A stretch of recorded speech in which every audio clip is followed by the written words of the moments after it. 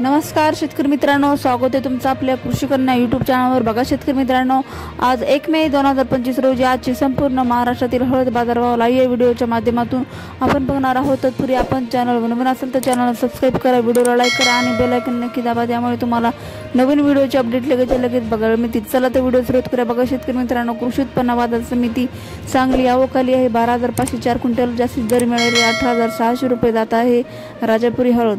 पुढील बाजार समिती कंधार आवकाली आहे 20 क्विंटल, किमान दर 11,500 रुपये, कमाल दर 13,700 रुपये, सर्वसाधारण दर 12,600 रुपये जात आहे नंबर 1 हळद।